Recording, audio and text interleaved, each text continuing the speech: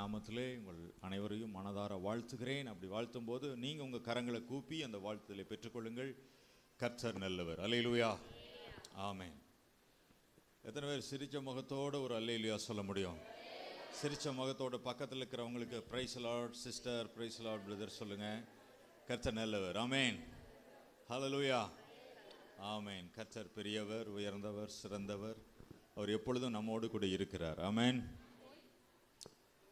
பூமியில் உள்ள நாளளவும் விதைப்பும் அறுப்பும், சீதளம் உஷ்ணமும், கோடை காலமும் மாரி காலமும், பகலும் இரவும் ஒளிவதில்லை என்று உள்ளத்திலே சொன்னார். வெளியிலே சொல்றதை விட உள்ளத்தில் இருக்கிறதா முக்கியம். இப்போ கர்த்தரே இருதயத்தில் என்ன சொல்லியிருக்காருன்னா, விதைப்பும் அறுப்பும் ஒளிந்து போகாதுன்னு இருதயத்தில் சொல்லியிருக்கார்.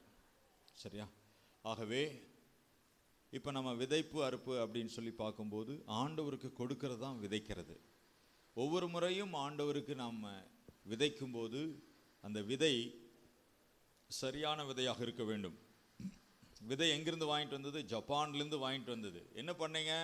பத்திரமா பீரோ லாக்கருக்குள்ளே என்ன செஞ்சுருக்கிறேன், வச்சுருக்கிறேன் அப்படின்னா ஒரு பிரயோஜனம் இல்லை. அது ஜப்பான்லேருந்து வாங்கிட்டு வந்தாலும் சரி, அமெரிக்காவிலேருந்து அந்த விதை வாங்கிட்டு வந்தாலும் சரி, ஒரு நிலத்தை பண்படுத்தி அந்த நிலத்தில் இருக்கிற குப்பை, பிளாஸ்டிக்கு, முள், கல்லெல்லாம் எடுத்து அதில் தண்ணி ஊற்றி உரம் போட்டு அதில் விதையை விதைக்கணும். விதை என்பது வசனம். வானமும் பூமியும் ஒளிந்தாலும் என்னுடைய வார்த்தைகள் ஒளிந்து போவதில்லை என்று சொல்லுகிற இந்த வேத வசனம்தாங்க விதை. எது விதை? பைபிளில் கொண்டு வந்திருக்கிறோம் எல்லாமே உயர்த்தி, பைபிளை பிடிச்சி உயர்த்தி, இந்த வேத வசனம்தான் விதை. எல்லாரும் சொல்லுங்க. விதைக்கிறவன் வசனங்களை விதைக்கிறான், விசனங்களை அல்ல, வசனங்களை விதைக்கிறான். அல்லேலூயா. அப்போ விதை என்பது ரொம்ப பர்ஃபெக்ட். விதை என்பது என்னன்னா வார்த்தை. வார்த்தை என்ன? பிதா வார்த்தையாயிருந்தார், வார்த்தை தேவனாயிருந்தது, யோவான் 1:1. வார்த்தை இயேசுவாயிருந்தது, யோவான் 1:14. வார்த்தை பரிசுத்த ஆவியாய் இருக்கிறது, யோவான் 6:63. இப்போ விதை என்கிற வார்த்தை பிதாவாய் இருக்கிறது, குமாரனாய் இருக்கிறது, ஆவியானவராய் இருக்கிறது. பிதாவுக்கு சமமான, குமாரனுக்கு சமமான, பரிசுத்த ஆவிக்கு சமமான இந்த வார்த்தையை விதைக்க வேண்டும். அல்லேலூயா. அப்போ காணிக்க போடுவதும் ஒரு விதையைத்தான் குறிக்கிறது. சிறுக விதைக்கிறவன் சிறுக அறுப்பான், பெருக விதைக்கிறவன் பெருக அறுப்பான். அப்போ ஆண்டவருக்கு என்று உதாரத்தமாய் நாம் கொடுக்கும்போது பெரும்பான்மையான ஆசீர்வாதங்களை, பெருவாரியான ஆசீர்வாதங்களை பெற முடியும். நான் அந்த ப்ரேயரில் உட்காந்துருக்கும்போது ஒரு சில பேர் இந்த ஒருமனப்பட முடியாதபடி பல சிந்தனைகள் இருக்கிறதை நான் கண்டுபிடிச்சேன். இந்த கூட்ட முடிவில் நான் ஜெபிக்கிறேன். ஆனால் நீங்கள் விசுவாசத்தோடு, தம்பி இந்த ஃபேன் போடுறியா, விசுவாசத்தோடு இந்த வார்த்தைகளை கேட்டிங்கன்னா உங்களுக்கு அந்த ஒருமன பிரச்சனை, பல சிந்தனைகள், பல யோசனைகள், தேவையில்லாத எண்ணங்கள் மோதுகிறது. அதை குறித்து கவலைப்படுறீங்க, தேவையில்லாத எண்ணம் வருது அப்படின்னு சொல்லிட்டு. அது மட்டும் இல்லை, இந்த பணப்பிரச்சனையில் இன்னும் ஜெயிக்காதவங்க எப்படி ஒரு வியாதிக்காக ஜெபிக்கும்போது வியாதி விலகுகிறதோ, அதே போல் கடன் பிரச்சனைக்காக, பண போராட்டங்களுக்காக, பண சிக்கல்களுக்காக, பொருளாதார பிரச்சனைகளுக்காக ஜெபிக்கும்போது அநேகருக்கு கடன் விலகுகிறது, ஆசீர்வாதம் உண்டாகிறது, ஐஸ்வர்யம் உண்டா. இனிமேல் நான் கடன் வாங்க மாட்டேன்னு தீர்மானம் பண்ணிட்டீங்கன்னா கடன் வாங்காமல் வாழ முடியும், ஆசீர்வாதத்தோடு வாழ முடியும், ஐஸ்வர்யத்தோடு வாழ முடியும். ஆனால் கர்த்தர் சொல்கிற கட்டளை என்னென்னா, கொஞ்ச நேரத்தில் நம்ம என்ன செய்ய போகிறோம்? என் பொருளாலும் என் எல்லா விளைவின் முதற் பலனாலும் கர்த்தரை கனம் பண்ணணும். நீங்கள் உங்களுக்கு வருமானத்தில் முதல் பாகம் ஆண்டவருக்கு எடுத்து வச்சிடணும். வருமானத்தில் ஆசீர்வாதம் வரணும், கடன் இருக்கக்கூடாது, பண போராட்டம் இருக்கக்கூடாதுன்னு சொல்கிறவங்க முதல் பாகம், வருமானத்தில் முதல் பாகம் நல்ல நோட்டை எடுத்து வச்சிடணும் ஆண்டவருக்கு. அது மாத்திரமா ஏதாவது ஸ்பெஷல் அமௌண்ட் வந்துச்சுன்னா அதில் முதல் பாகம் ஆண்டவருக்கு எடுத்து வச்சு கொடுத்துட வேண்டும். பாருங்களேன், அப்படி கொடுக்கும்போது உன் களஞ்சியங்கள் பூர்ணமாய் நிரம்பும், உன் ஆலைகளில் திராட்சரசம் புரண்டோடும். அந்த மாதிரி ஆசீர்வதிப்பார். ஒரு சமயத்தில் ஆண்டவரே எனக்கு ஆசீர்வாதம் போதும், இந்த பணத்தை வச்சுட்டு என்ன பண்ணுறதுன்னு சொல்கிற அளவுக்கு ஆசீர்வாதம் வந்துடும். கையை பலமாக தட்டி ஆண்டவருக்கு நன்றி சொல்லுங்கள். நான் சொல்கிறதெல்லாம் உண்மை, நடக்க போகிறது. ஆனால் நீங்கள் விசுவாசிக்கணும். நான் கடன் வாங்க மாட்டேன்னு நீங்கள் தீர்மானம் எடுக்கணும். இந்த 2 காரியங்களுக்காக நாம் ஜெபிப்போம். அது மாத்திரம் இல்லை, வழக்கமாக தியானிக்கிற வேதவசனம் பூமியில் உள்ள நாளவும் விதைப்பும் அறுப்பும். அப்போ அந்த காலத்திலே பலியை காணிக்கையாக கொடுத்தார்கள். பலியை ஆட்டை பிடிச்சிட்டு வர்றது, புறா குஞ்சுகளை எடுத்துகிட்டு வர்றது, அது மாத்திரம் இல்லை மாட்டை எடுத்துகிட்டு வர்றது. ஆட்டையோ மாட்டையோ வெள்ளாட்டையோ அல்லது செம்மறி ஆட்டையோ அல்லது புறா குஞ்சுகளை எடுத்துகிட்டு வந்து ரத்தம் சிந்தி அந்த ரத்தத்தை பலிபீடத்தை சுற்றி மேசையின் மேல் தெளிக்கும் போது, அப்புறம் அதனுடைய குடல்கள், அதனுடைய சிறுநீரகங்கள், அப்புறம் கல்லீரலினுடைய சவ்வு எடுத்து தகன பலியாக இடணும். அது வந்து ஆண்டவருக்கு சுகந்த வாசனையாக தகன பலி அப்படின்னு சொல்லி நம்ம பார்த்தோம். ஒரு அல்லேலூயா சொல்லுங்களே. சமாதான பலி எல்லாரும் சொல்லுங்க. சமாதான பலி எல்லாரும் சொல்லுங்க. சமாதானத்தோடு நம்ம வந்து பலி செலுத்தணும். காணிக்கை வந்து செலுத்தும் போது ஒருவர் சமாதானமாக இருக்கணும். அதில் ஒரு வசனத்தை போன வாரம் நான் உங்களுக்கு சொன்னேன். உங்களில் ஒருவனுக்கு யாராவது மற்றவர்கள் மேலே ஏதாவது குறை இருக்குது, நீங்கள் பேசாமல் இருந்தீங்க அல்லது சண்டை போட்டிருந்தீங்க அல்லது கசப்பு வைராக்கி வச்சுருந்தீங்கன்னா, ஃபஸ்ட்டு உங்கள் காணிக்கையை வச்சுட்டு பலிபீடத்திற்கு முன்பாக கொண்டு வர்றதுக்கு முன்னால் அவங்களோடு போய் ஒப்புரவாகிட்டு வந்து காணிக்கையை செலுத்து என்று மத்தேயு 5ஆம் அதிகாரம் 26வது வசனத்தில் நான் வாசித்தோம். சமாதானமாக வந்து காணிக்கை செலுத்தணும். சமாதான பலி எல்லாரும் சொல்லுங்க. சமாதானம். யாருமே எந்த கசப்பு வைக்கூடாது, சண்டை போட்டு வந்து காணிக்கை செலுத்தக்கூடாது. காணிக்கை செலுத்தும் போது நல்ல ஒரு மகிழ்ச்சியோடு கர்த்தருக்கு காணிக்கை செலுத்தணும். சமாதானமான பலி எல்லாரும் சொல்லுங்க. சமாதான பலி. சமாதான பலி. அல்லேலூயா. இன்னைக்கு நாம் அதனுடைய தொடர்ச்சி நாம் பார்க்க போகிறோம். எடுத்துக்கொள்ளுங்கள். Leviticus chapter 7 verse 12 and 16. லேவியராகமம் 7ஆம் அதிகாரம் 12 மற்றும் 16 வசனங்கள். அதை ஸ்தோத்திரித்து செலுத்துவானானால் அவன் ஸ்தோத்திர பலியோட கூட எண்ணெயிலே பிசைந்த புளிப்பில்லா அதிரசங்களையும் எண்ணெய் பூசப்பட்ட புளிப்பில்லாத அடைகளையும் எண்ணெயிலே பிசைந்து வறுக்கப்பட்ட மெல்லிய மாவினால் செய்த அதிரசங்களையும் படைக்க கடவன். அவன் செலுத்தும் பலி பொருத்தனையாவது உற்சாக பலியாவது இருக்குமானால் அது செலுத்தப்படும் நாளிலும் அதில் மீதியானது மறுநாளிலும் புசிக்கப்படலாம். 6வது வசனத்தை மறுபடியும் வாசிங்க. 7ஆம் அதிகாரம் 12 வசனம். அதை ஸ்தோத்திரித்து செலுத்துவானானால் அவன் ஸ்தோத்திர பலியோட கூட எண்ணெயிலே பிசைந்த புளிப்பில்லா அதிரசங்களையும் எண்ணெய் பூசப்பட்ட புளிப்பில்லா அடைகளையும் எண்ணெயிலே பிசைந்து வறுக்கப்பட்ட மெல்லிய மாவினால் செய்த அதிரசங்களையும் படைக்க கடவன். ஸ்தோத்திர பலி எல்லாரும் சொல்லுங்க. ஸ்தோத்திர பலி. அப்போ பலியையும் காணிக்கையும் பூமியில் உள்ள நாளளவும் விதைப்பும் அறுப்பும் ஒளிந்து போவதில்லை. இங்கே செலுத்தப்படுகிற பலி மெயினான பலி சமாதான பலி. நீங்கள் காணிக்கை செலுத்த வரும்போது, ஆண்டவருக்கு காணிக்கை படைக்க வரும்போது, ஆண்டவருக்கு உற்சாகமாக காணிக்கை கொடுக்க வரும்போது எப்படி வர வேண்டும் என்றால் ஸ்தோத்திரத்தோடு கூட வரணும். எப்படி வரணும்? ஸ்தோத்திரத்தோடு கூட வரணும். ஆத்திரத்தோடு வரக்கூடாது. எப்படி வரக்கூடாது? ஆமாம், சீக்கிரம் எனக்கு டைம் ஆச்சு, கல்யாணத்துக்கு டைம் ஆச்சு. ஆமாம், போன வாரம் பஸ்வாபாளைய சர்ச்சுக்கு போயிருந்தேன். நிறைய பேர் வரல. ஏன் அப்படின்னு சொன்னால் டெத் ஆயிடுச்சு அப்படின்னு. டெத் ஆயிடுச்சுன்னா விசுவாசிக்கு சொந்தக்காரரும் இல்லையா, டெத் ஆயிடுச்சான். அப்போது ஆண்டவர்கிட்ட ஒருத்தர் வந்து கேட்குறாரு, ஆண்டவரே என் சகோதரன் அடக்கம் பண்ண நான் போகணும் அப்படின்னோன்னே இயேசு சொன்னார், மரித்தோர் தங்களை மரித்தோரை அடக்கம் பண்ணட்டும், நீ என்னை பின்பற்றி வா அப்படின்னு சொன்னார். ஒரு அல்லேலூயா சொல்லுங்க பார்க்கலாம். மரித்தோர் தங்கள் மரித்தோரை அடக்கம் பண்ணட்டும் அப்படின்னா என்னங்க அர்த்தம்? யாராவது சொல்ல முடியுமா? மரித்தோர் தங்கள் மரித்தோரை அடக்கம் பண்ணட்டும். எதுங்க?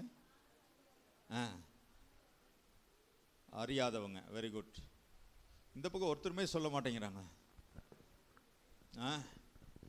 அவங்க பரலோகம் போனால் அவங்க சாரி பிடிச்சிட்டே நாங்கள் என்ன செஞ்சிடறோம்?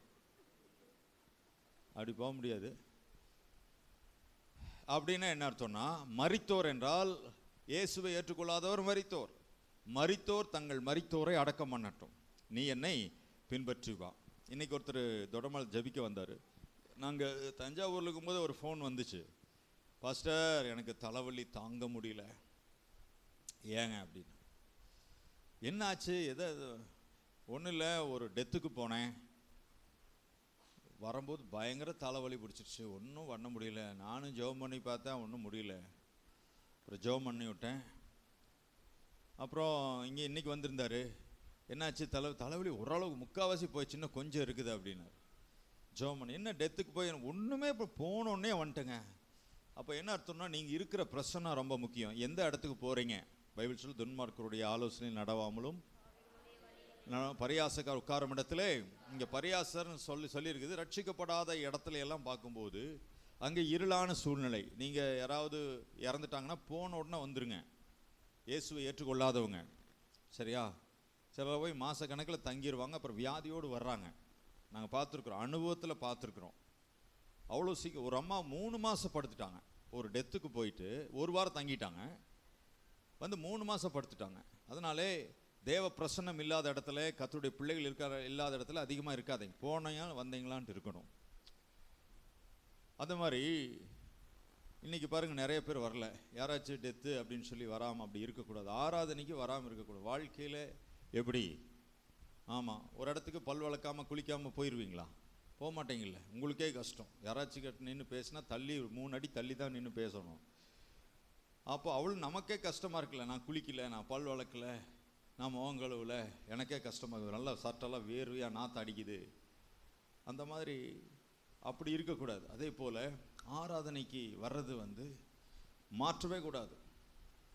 திருவிருந்து ஆராதனைக்கு மட்டும் சில பேர் வர்றாங்க, அது தவறு. ஒவ்வொரு வாரம் நம்ம பிசாசுக்கு இடம் கொடுக்கறதுனால தான் போராட்டங்கள் வருது. ஏன் திடீர்னு ஆக்சிடெண்ட் ஆகுது, கைகளில் காயமாகுது, திடீர்னு வராத பிரச்சனை வருது அப்படின்னா, கர்த்தரை தேடுறது கட் பண்ணிங்கன்னா இது ஆட்டோமேட்டிக். ஒரு 3 வாரம் சர்ச்சுக்கு வராமல் இருந்து பாருங்கள், வராத பிரச்சனை வர ஆரம்பிக்கும். கர்த்தர் அனுமதிக்கிறது இல்லை, பிசாசுக்கு இடம் கொடுக்கறனால வர சோதனைகள். கவனமாக இருங்க. பிசாசுக்கு இடம் கூடாதிருங்கள், எதிர்த்து நில்லுங்கள். ஒரு அல்லேலூயா சொல்லலாமா?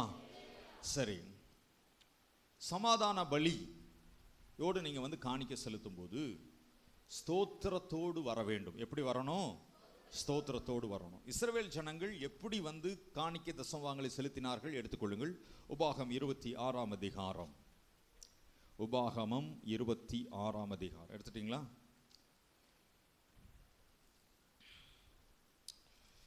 உபாகம் 26ஆம் அதிகாரம் 5வது வசனம். அப்பொழுது நீ உன் தேவனாகிய கர்த்தருடைய சந்நிதியில் நின்று வசனித்து சொல்ல வேண்டியது என்னவென்றால், என் தகப்பன் அழிவுக்கு நேரான சீரியா தேசத்தானாய் இருந்தான். அவன் கொஞ்சம் ஜனங்களோட எகிப்துக்கு போய் அவ்விடத்தில் பரதேசியாய் சஞ்சரித்து அங்கே பெரிய பலத்த திரட்சியான ஜாதியானான்.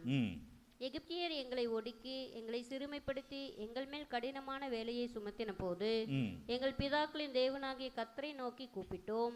கர்த்தர் எங்கள் சத்தத்தை கேட்டு எங்கள் சிறுமையையும் எங்கள் வருத்தத்தையும் எங்கள் ஒடுக்கத்தையும் பார்த்து எங்களை பலத்த கையினாலும் ஓங்கிய புயத்தினாலும் மகா பயங்கரங்களினாலும் அடையாளங்களினாலும் அற்புதங்களினாலும் எகிப்திலிருந்து புறப்பட பண்ணி எங்களை இவ்விடத்துக்கு அழைத்து வந்து பாலும் தேனும் ஓடுகிற தேசமாகிய இந்த தேசத்தை எங்களுக்கு கொடுத்தார். சொல்லலாமா? அப்போ இஸ்ரவேல் ஜனங்கள் காணிக்கைகள் மற்றும் தசமபாகங்களை தேவனுடைய சன்னிதானத்தில் செலுத்தும் போது அவர்கள் என்ன செய்தார்?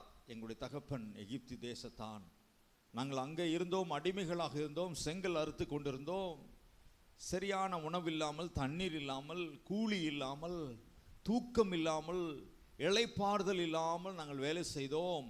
ஆனால் எங்கள் தேவனாகிய கர்த்தர் பலத்த கையினாலும் ஓங்கிய புயத்தினாலும் எங்களை விடுவித்து பாலும் தேனும் ஓடுகிற நலம் விசாலமான தேசத்திற்கு கொண்டு வந்தார் என்கிற நன்றி உணர்வோடு கூட ஸ்தோத்திர பலியை செலுத்தினார்கள். கரங்களை உயர்த்தி ஒரு அல்லேலூயா சொல்லுங்களா?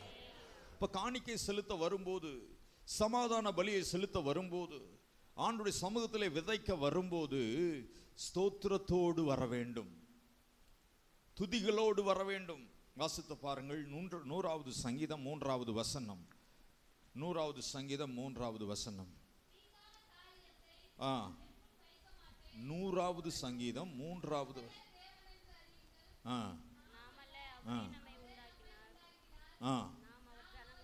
அதுக்கு மேல வசனம். கர்த்தருக்கு ஆராதனை செய்து ஆனந்த சத்தத்தோடு அவர் சந்ததி முன் வாருங்கள். எப்படி வரணும்? மகிழ்ச்சியோடு வரணும், துக்கத்தோடு சர்ச்சுக்கு வரக்கூடாது. அல்லேலூயா. மகிழ்ச்சியோடு கர்த்தருக்கு ஆராதனை, அவர் வாசல்களில் துதியோடும் அவர் பிரகாரங்களில் புகழ்ச்சியோடும் பிரவேசித்து வரும்போது சிரித்துட்டு வரணும், பிரைஸ் தி லார்ட் சொல்லிட்டு வரணும். அவரை துதித்து அவருடைய நாமத்தை ஸ்தோத்திரியுங்கள். துதிகளுடனே ஸ்தோத்திரிப்போம் நாமே, துதிகளுடனே ஆர்ப்பரிப்போம் அன்பரேசுவை. அல்லேலூயா. ஆர்ப்பரிப்போம் அன்பரேசுவை. ஸ்தோத்திர நாமே துதிகளுடனே ஆர்ப்பரிப்போம் அன்பரேசுவை.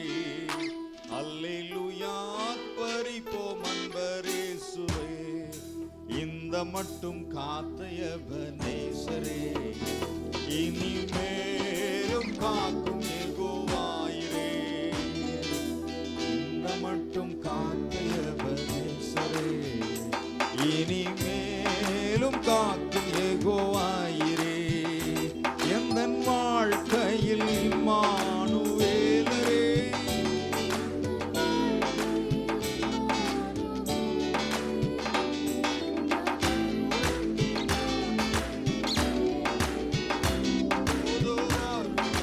நாட்களிலே ஸ்தோத்தரிப்போம் நாமே, துதிகளுடனே ஆர்ப்பரிப்போம் அன்பரேசுவை. அல்லேலூயா. ஆர்ப்பரிப்போம் அன்பரேசுவை. அல்லேலூயா. பாட்டு பாடி வர வேண்டும், கரங்களை தட்டி பாட்டு பாடி. நம்ம பாடுறோம்ல, மீட்கப்பட்டேன் இயேசு இரத்தத்தினால், சுகமடைந்தேன் அவர் காயங்களால்,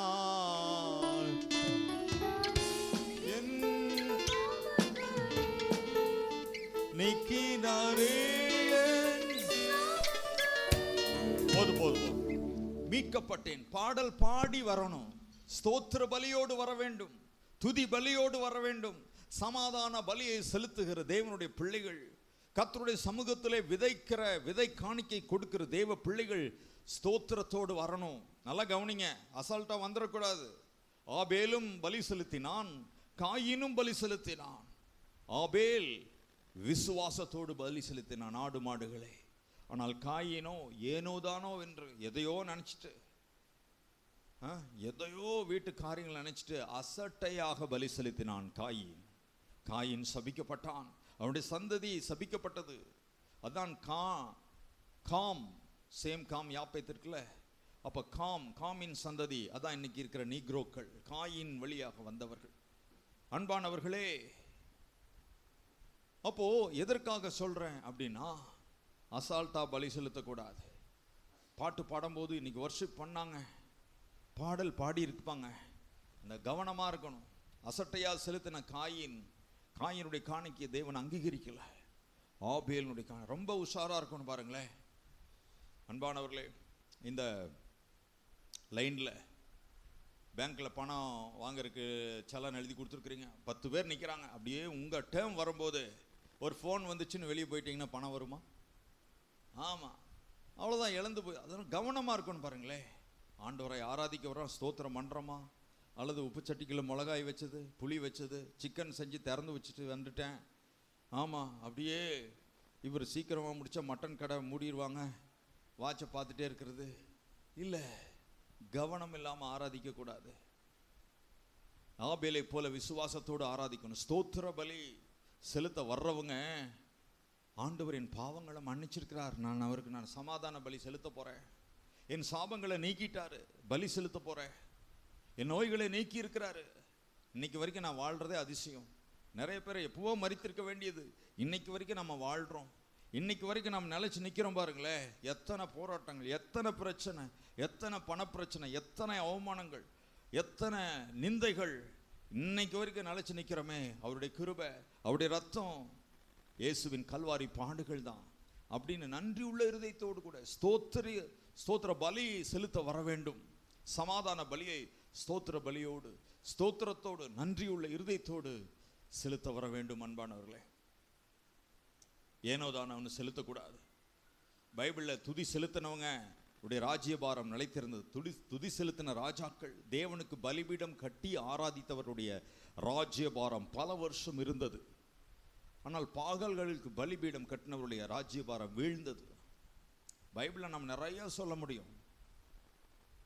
அன்பானவர்களே, ஆதியாகமத்திலிருந்து நம்ம வேதாகமம் ஒரு துதியாகவும் சொல்லிட்டு கர்த்தரை துதிச்சவங்க. இஸ்ரவேல் ஜனங்களை ஆண்டவர் எதுக்கு மீட்டெடுத்தார் தெரியுமா? ஆண்கள் யாராவது சொல்லுங்களேன். இஸ்ரவேல் ஜனங்களை ஆண்டவர் எதற்காக பாலும் தேனும் ஓடுகிற தேசத்திற்கு அழைத்து கொண்டு வந்தார்? என்ன காரணத்தை சொல்லி? என்னப்பா அது வசனம் என்ன? எனக்கு ஆராதனை செய்ய அந்த ஜனங்களை அனுப்பிவிடு அப்படின்னு சொல்லி பார்வோன் ராஜாவிடத்துல போய் மோசேஸ் ஆராதனை செய்ய. அப்போ சமாதான பலி செலுத்த வர்றவங்க, காணிக்கை செலுத்த வர்றவங்க, தசமபாகம் செலுத்த வர்றவங்க, ஆண்டவருடைய சமூகத்தில் விதைக்க வர்றவங்க ஸ்தோத்திரத்தோடு வரணும். அடுத்த வாரம் பார்க்கலாம், வீடியோ எடுக்கலாம். தம்பி, அடுத்த வாரம் காணிக்கை செலுத்தும் போது வீடியோ மக்கள் பக்கத்தில் எடுத்துப்பாரு. எத்தனை பேர் ஸ்தோத்திரத்தோடு வர்றாங்க. சீக்கிரம் காணிக்கை போட்ட உடனே பாஸ்டர் நான் கல்யாணத்துக்கு போகிறோன்னு போகிறாங்க அப்படின்னு வீடியோவில் பார்த்துடலாம். அல்லேலூயா. தூக்க வர்றவங்க மட்டும் சத்தம் வரும் அல்லேலூயா சொல்லுங்களேன்.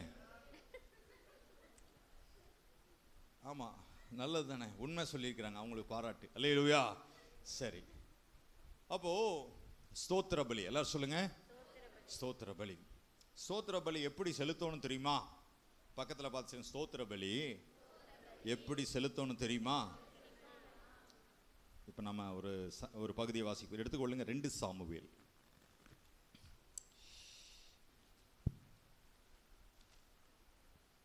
சாரி 2 நாளாகமும்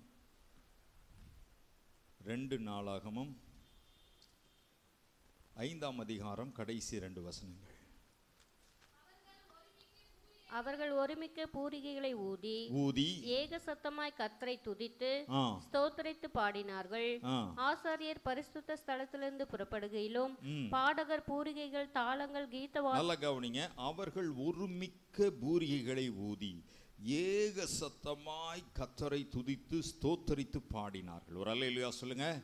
பாட்டு பாடும்போது ஏக சத்தமா இருக்கணும், ஒரு மனமா இருக்கணும், ஒரே சவுண்டு தான் கேட்கணும். அந்த மாதிரி ஜனங்க சில நேரத்தில் கசகசன்னு இப்படி இருக்கக்கூடாது. ஒரே டைமிங், ஒரே மாதிரி ஏக சத்தமாய் பாடி ஸ்தோத்திரித்து பாடினார்கள்.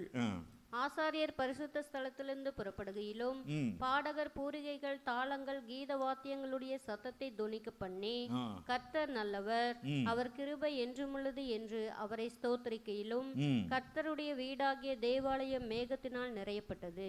கர்த்தருடைய வீடாகிய தேவாலயம் மேகத்தினால் நிரம்பினது. ஒரு அல்லேலூயா சொல்லுங்களேன். கண்ணை திறந்து பார்த்தா ஒருத்தர் முகம் ஒருத்தர் தெரிய மாட்டேங்குது. ஏன்னா மேகம், வெண்மேகம் அப்படியே மூடிடுச்சு. ஸ்தோத்திரம், ஸ்தோத்திரம், ஸ்தோத்திரம், ஸ்தோத்திரம், உமக்கு நன்றி, உமக்கு ஆராதனை. இப்போ துதி ஸ்தோத்திரம்னா நல்லா கவனிங்க, அது தேவனுடைய சித்தம். இப்போ நம்ம ஏன் துதிக்கிறோம், எதுக்கு ஆண்டவர் நம்மளை துதிக்க, அப்படியெல்லாம் யோசிக்கவே கூடாது. இப்போ ஒரு நாளைக்கு 3 வேளை அல்லது 5 வேளை சாப்பிட்றது அது வழக்கம். சாப்பிடாம யாரும் இருக்க முடியாது. டெய்லி நம்ம உடம்பை சுத்தம் பண்ணுறது, புறப்படுறது, இதெல்லாம் ஒரு வழக்கம், பழக்க வழக்கங்கள். அதை மாற்றவே முடியாது. அதே போல தேவன் என்றாலே ஆராதனை. எல்லாரும் சொல்லுங்க, தேவன் என்றாலே ஆராதனை. அப்போ அவர் இருக்கிற இடமே ஆராதனை தான். அவர் இருக்கிற இடமே ஆராதனை தான். சில பேர் எப்போ பார்த்தாலும் சர்ச்சிலே இருப்பாருங்க, அவங்க சர்ச்சுக்கு போனால் அவரை பார்க்கலாங்க அப்படிங்கிறாங்களா. அந்த மாதிரி ஆராதிக்கிறதன் வழியாக தேவனை அடைய முடியும், தேவனை தொழுது கொள்ள முடியும். இப்போ ஆராதனை என்பது, ஸ்தோத்திரம் என்பது கர்த்தருடைய கட்டளை. எப்படி கட்டளைனா, வெளிச்சம் உண்டா கடவுது என்று சொன்னோன்னு வெளிச்சம் உண்டானது. வெட்டாந்திரை காணப்பட கடவுது, ஆகாய விரி உண்டா கடவுது, சூரியன் உண்டா கடவுது, சந்திரன் உண்டா, எல்லாமே உண்டாச்சு. இப்போ எல்லாரும் ஸ்தோத்திரம் பண்ணுங்கன்னா சில பேர் தலை சொரிஞ்சிட்டு செல்போன் பார்த்துருக்குறாங்க. அங்கே அவர் தேவதூதர்களை பார்த்து பெருமையாக சொல்றாரு, என்ன இந்த பெத்தேல் இருக்கிற இந்த ஜனங்களை எனக்கென்று உண்டாக்கினேன், இவர்கள் என் துதியை சொல்லி வருவார்கள். ஆனால் இவங்க என்ன பண்றாங்க, துதி முடிச்சுட்டு தான் வர்றாங்க. சில பேர் என்ன பண்றாங்க, கண்ணை திறந்து வேடிக்கை பார்த்துட்டு இருக்கிறாங்க.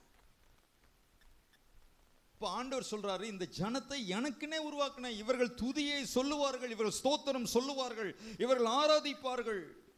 ஆண்டவர் சொல் கர்த்தரை துதியுங்கள் என்று கட்டளை இட்டார். தாவீதின் மூலமா கட்டளை கொடுத்திருக்கிறார். எப்படி சூரியன் உண்டாக்கப்படுவதுன்னு சொன்ன உடனே சூரியன் உண்டாச்சோ, நட்சத்திரங்கள் உண்டாக்கணும் சொன்ன உடனே நட்சத்திரங்கள் உண்டாச்சோ, மிருகங்கள் ஊரும் பிராணிகள் உண்டாக்கணும் சொன்ன உடனே உண்டாச்சோ, அதே போல ஆண்டவர் சொல்றாரு தாவீதின் மூலமாக தீர்க்கதரிசனம் சொல்றாரு கர்த்தரை துதியுங்கள். ஆனா துதிக்காம நிக்கிறாங்க, வேடிக்கை பார்க்கறாங்க.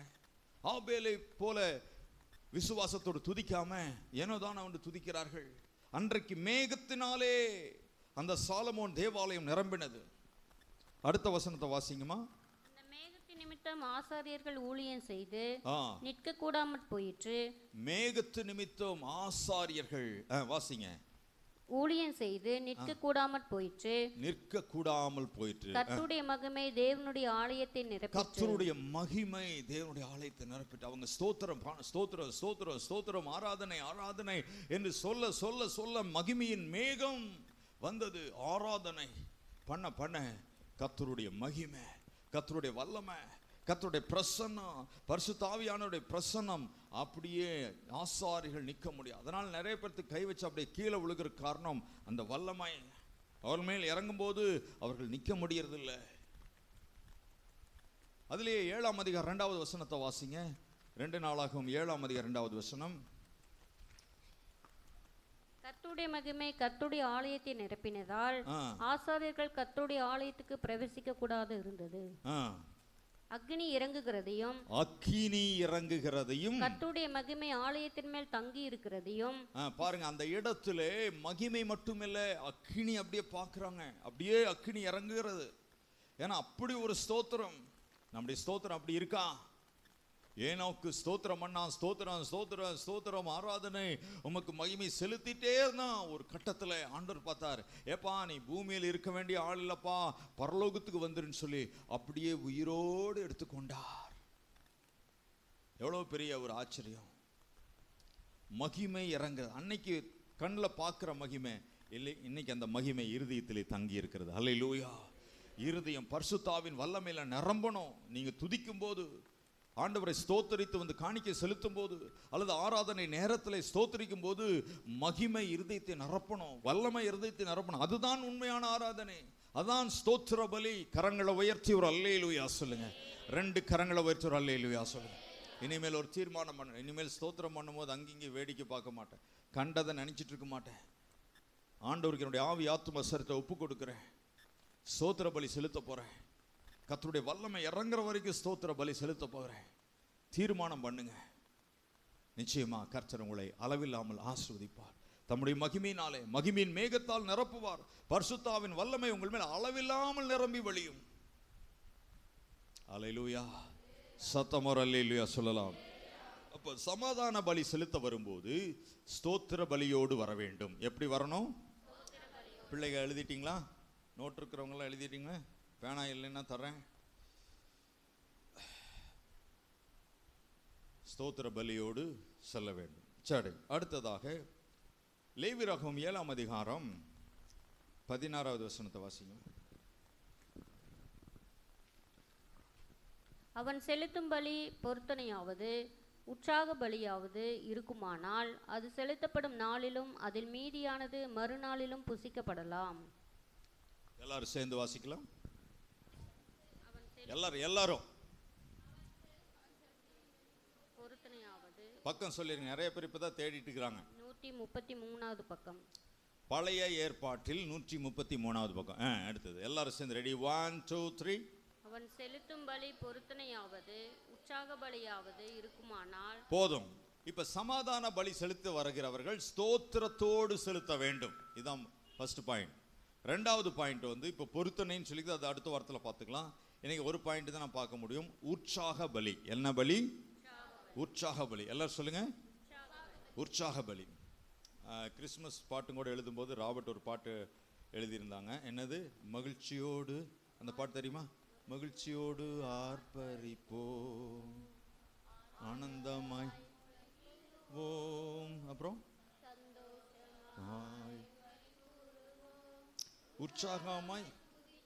உற்சாகமாய் துதித்திடுவோம். அல்லேலூயா! என்னது? உற்சாகம். சொல்லுங்க, உற்சவம் இல்லை, என்னது? உற்சாகமாய். அல்லேலூயா. பக்கத்தில் கையை நல்லா இருக்குமா, படக்குன்னு ஒரு நெட்டை வர மாதிரி பிடிச்சி உற்சாகமாக துதிங்க. தூங்கி வழியாதீங்க. மிஸ்டர் சுறுசுறுப்பு அவர்களே சொல்லுங்க. ஆமாம், எல்லாரும் பக்கத்தில் கை பிடிக்கணும். எல்லாம் உற்சாகமாக கர்த்தரை துதிக்கணும், உற்சாகமாக ஆராதிக்கணும். தூங்கி வழியக்கூடாது. தூங்கினாலும் பக்கத்தில் இருக்கிறவங்க தலையை, ஆமாம், தலை எந்த அடிபட்டாலும் தலை அடிபடக்கூடாதுன்னு டாக்டர் சொல்கிறாங்க. சரியா? சில பேர் சர்ச்சிலே பிரசங்கத்தை பட்டாருங்க, என்னடா சவுண்டு அப்படின்னா இந்த தலை அந்த தலையை அடிச்சிருச்சு தூக்கத்தில். ஆமாம், பஸ்ஸாக இருந்தாலும் கண்ணாடியில் அடித்து கண்ணாடி ஒன்றாகாது. அன்பானவர்களே, சரி கவனிங்க. உற்சாகமாக இருக்கணும். எல்லாரும் சொல்லுங்க, உற்சாகமாக இருக்கணும். பாடல் பாடும்போது கொஞ்சம் சத்தமாக தான் சொல்லுங்க. பாடல் பாடும்போது, ஆராதனை செய்யும்போது, வசனத்தை கேட்கும்போது, ஜெபிக்கும்போது உற்சாகமாக இருக்கணும். அல்லேலூயா. இது தேவனுடைய பிரமாணம். என்ன பிரமாணம்? அது பிரமாணம்னே சொல்லியிருக்குது பாருங்க. லேவியராகமம் 7ஆம் அதிகாரத்தில் அப்படிதான் சொல்லியிருக்கு. எத்தனாவது வசனம்? 12வது வசனமா? லேவியராகமம் 7ஆம் அதிகாரம். அது பிரமாணம். பிரமாணம் என்றால் சட்டம். அப்படி உற்சாகமாக தான் துதிக்கணும். எடுத்துக்கொள்ளுங்கள், லேவியராகமம் 7ஆம் அதிகாரம். கர்த்தருக்கு செலுத்துகிற சமாதான பலிகளின் பிரமாணம் என்னவென்றால், ஆமா, 11வது வசனம். கர்த்தருக்கு செலுத்துகிற சமாதான பலிகளின் பிரமாணம். அடுத்தது ஸ்தோத்திர பலி. என்ன பலி? அடுத்தது உற்சாக பலி. பிரமாணம்னா இப்படிதான் இருக்கணும். இந்த ரெட் லைட் எரியும் போது ரோடு கிராஸ் பண்ணக்கூடாது. போட்டிங்கன்னா 1000 ரூபா ஃபைன். 100, 200 ஆரம்பிக்கிறதில்ல. போட்டால் எவ்வளோதான்? 1000 ரூபா எடுத்தடுப்புக்கு ஃபைன் போட்டுடுறாங்க. அது ஒரு பிரமாணம், அது ஒரு சட்டம். அப்போ கர்த்தரை துதிக்கும் போது உற்சாகமாக தான் துதிக்கணும். அல்லேலூயா. நான் எப்பவுமே சொல்லுவேன், முக்கா பாயில்டு, என்னது? Half boil. அதை எடுத்தீங்கன்னா அதை சாப்பிட்டு முடிக்கிற வரைக்கும் கவனமாக இருக்க வேண்டும். இல்லாவிட்டாலும் சட்டில் என்ன ஆயிரும்? ஆமாம், சட்டை போய் வாஷ் பண்ண வேண்டியதாக வந்துடும். ஆகவே அந்த முக்கா பாயில்டு ஆஃப் பாயில்டாக உட்காந்துருக்கக்கூடாது. 2 மணிக்கு எந்திரிச்சு தலை சொறிகிற மாதிரி இருக்கக்கூடாது. உற்சாகமாக இருக்கணும். அப்படியே அந்த போலீஸ்ல எல்லாம் பார்த்தீங்கன்னா ட்ரைனிங்கு அந்த சர்ட்டு போட்டிருப்பாங்க. அவங்க சொல்கிறாங்க, நாங்கள் என்சிசியில் இருக்கும்போது சொன்னாங்க, இந்த சர்ட்டு மடிப்பு இருக்குல்லங்க, இந்த மடிப்பில் ஒரு எலுமிச்சம்பழத்தை அறக்கணுமா. என்னது? எங்கேயோ உட்காந்துருக்குற மாதிரி சில பேர் கண்ணு இப்படி பாருங்க, இப்படி பார்த்துட்டு இருக்கிறாங்க. நம்ம எனக்கு பயமாகுது. அல்லேலூயா. ஆமாம், அந்த மாதிரி அப்படி அப்படி சர்ட்டு இப்படி இது பண்ணும்போது பட்டனே தெரிச்சிடணுமா. அவ்வளோ அதில் ஒரு வேர்டு போட்டு செய் அல்லது செத்து மடி அப்படின்ட்டு இருக்கிறாங்க போலீஸில். ஆண்டவர் அப்படியெல்லாம் இது சொல்கிறது இல்லை.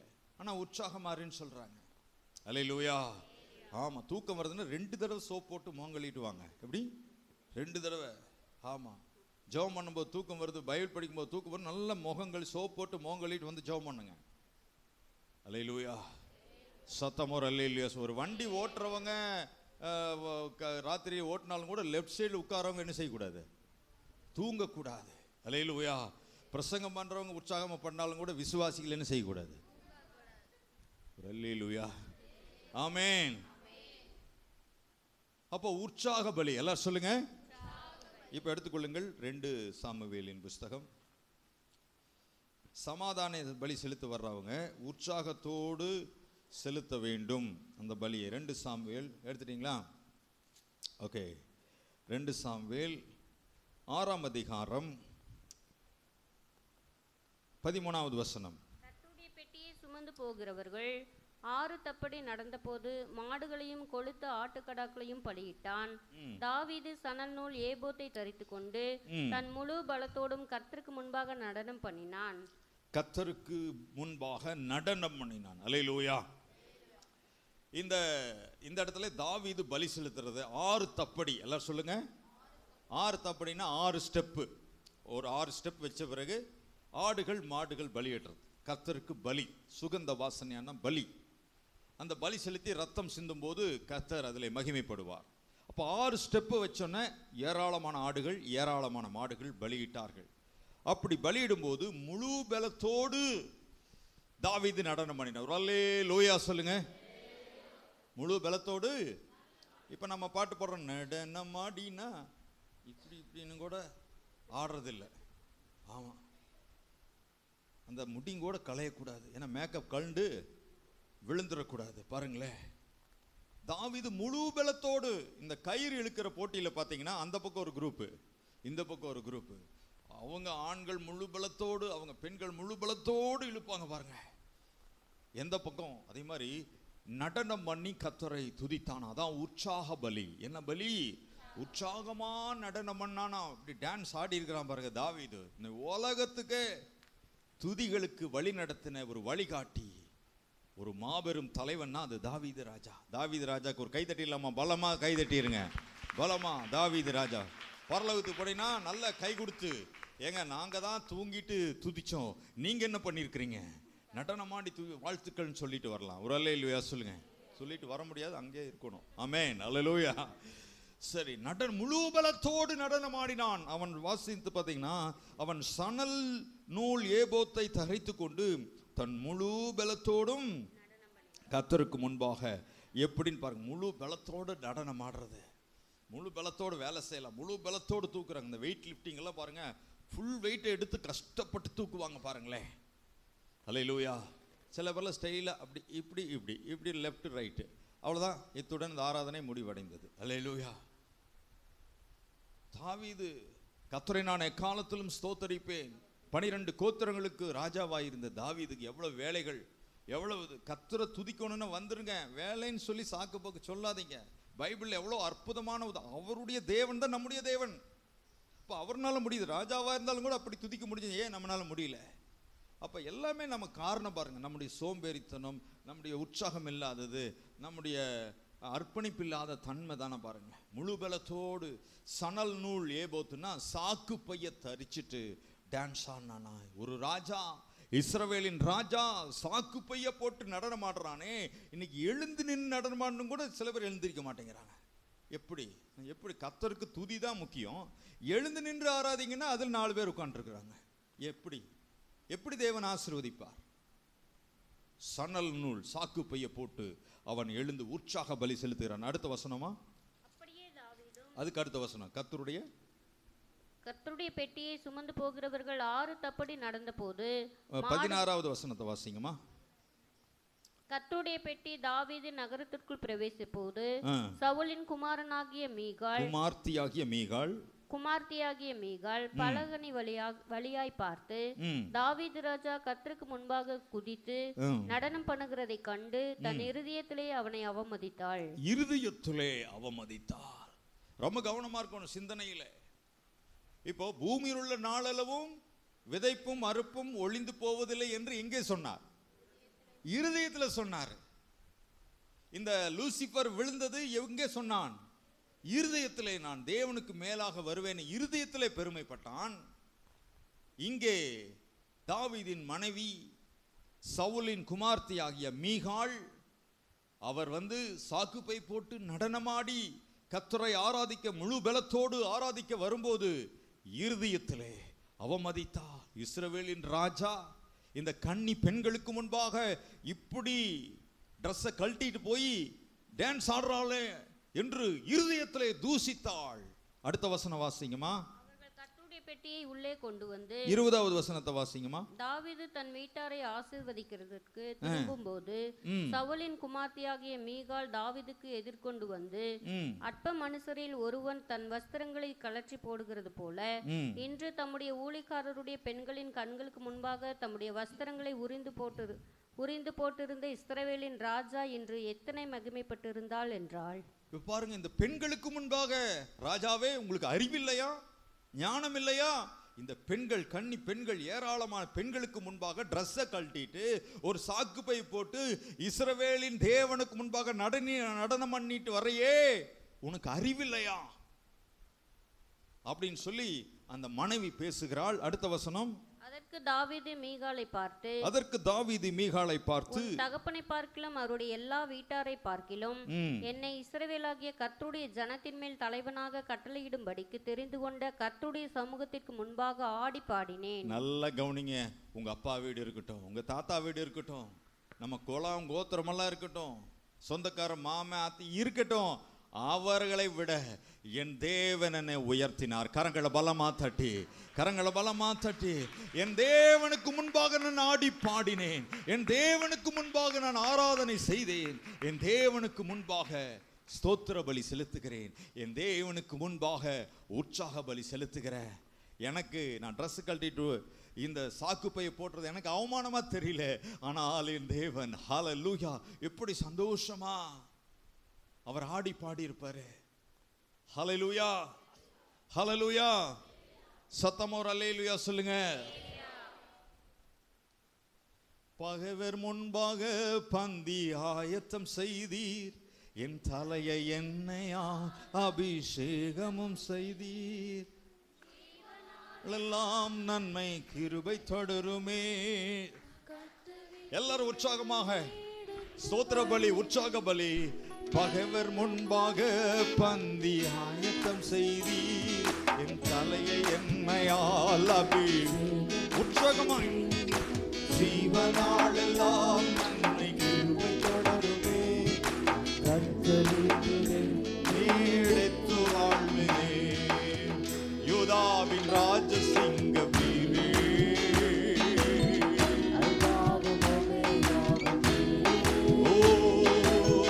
வல்லமை கண்ணம் ஞானம் மகிமையும் துதியையும் பெற்றுக்கொள்ள பாத்திரர் நீரே.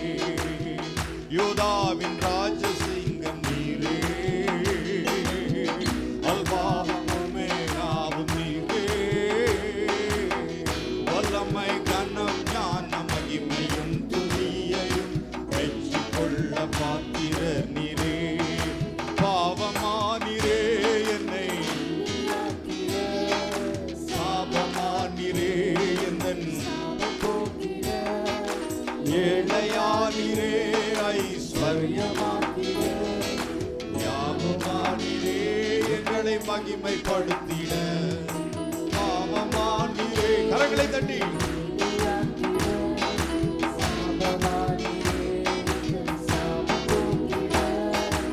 ஏழையானிரே ஐஸ்வர்யமானிர, யாவுமானிரே எங்களை மகிமைப்படுத்திட. 2000 ஆண்டுகளுக்கு முன்னாலே இயேசு ராஜா உதித்தாரே. 2000 ஆண்டுகளுக்கு முன்னாலே இயேசு ராஜா உதித்தாரே. நமக்காக கல்வாரியில் மரித்தாரே, நமக்காக கல்வாரியில் மரித்தாரே. வியாதி பிசாசு மாம்ச மரணம் ஜெயித்தாரே, வியாதி பிசாசு மாம்ச மரணம் ஜெயித்தாரே. மரித்தாரே ஜெயித்தாரே, மரித்தாரே ஜெயித்தாரே. எல்லாரும் ஆஹா அல்லேலூயா.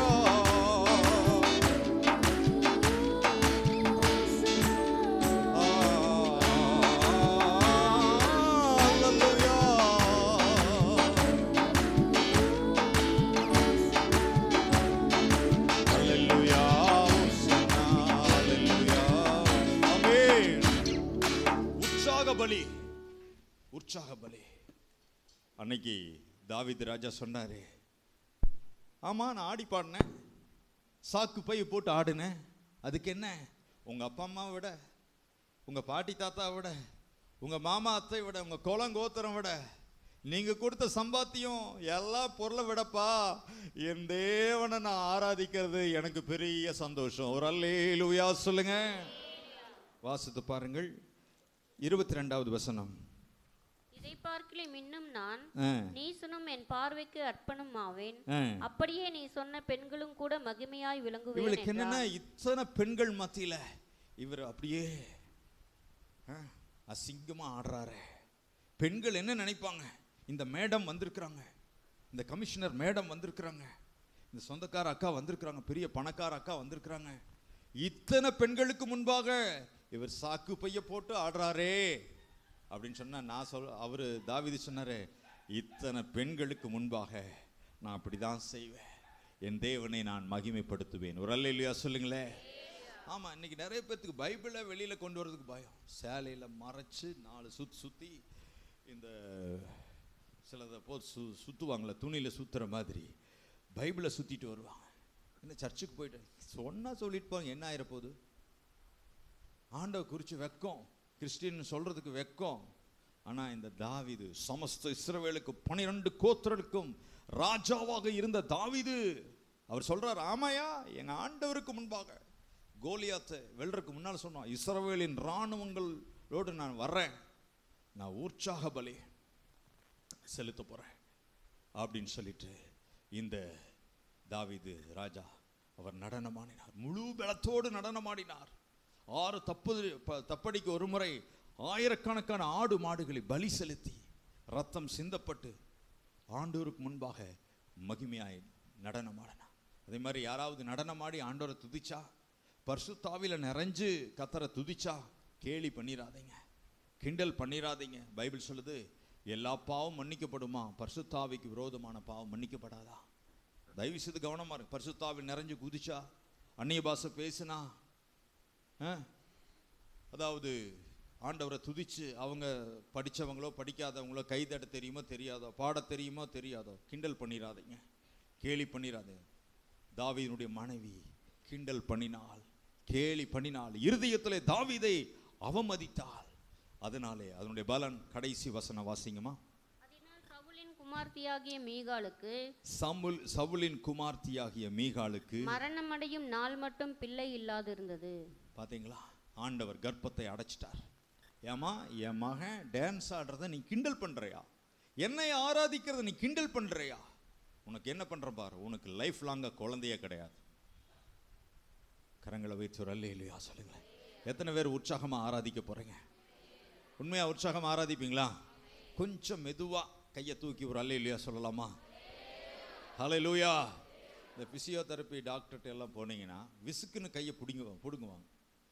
அதனால் டாக்டர்கிட்ட போகாமல் நீங்களே எக்ஸசைஸ் பண்ணுறது நல்லது. விசுக்குன்னு படக்குன்னு இது பண்ணுவாங்க, கைகாலெலாம் உடையாது, அவங்க உடையிற அளவுக்கு எப்படி இழுப்பாங்க, அப்படி இழுப்பாங்க. ஆமாம், உங்களுக்கே பயம், அது கைகால் உடஞ்சிடுமான்னு பயம். அந்த மாதிரி படக்குன்னு ஒரு கையை தூக்கி ஒரு அல்லேலூயா சொல்லுங்க பார்க்கலாம். ஆமாம், ஆனால் சில பேர்த்துக்கு பயம், ஏதாவது சுலுக்கிட்டா என்ன பண்ணுறது? உற்சாக பலி. எல்லாரும் சொல்லுங்க.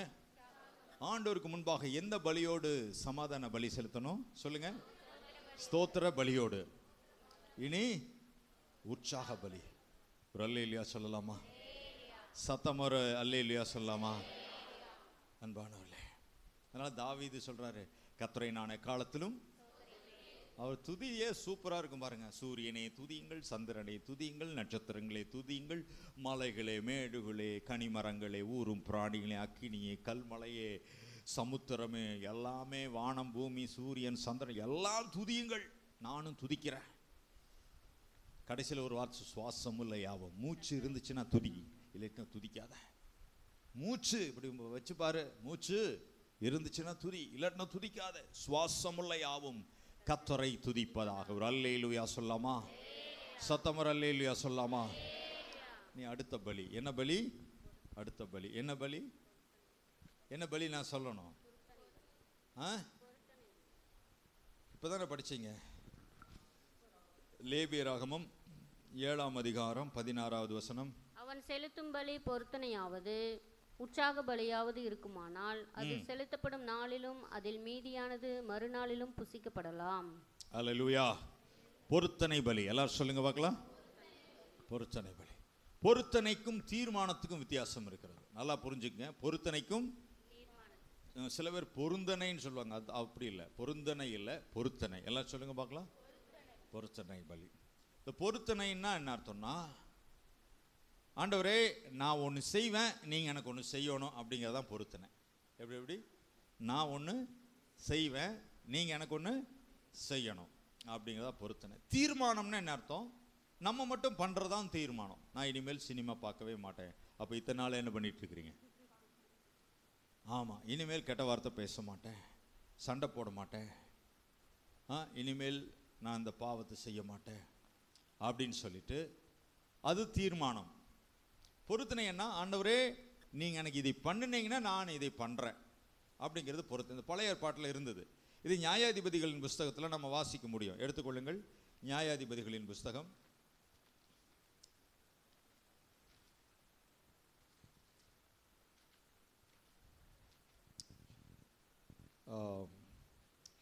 13ஆம் அதிகாரம் 5வது வசனம்.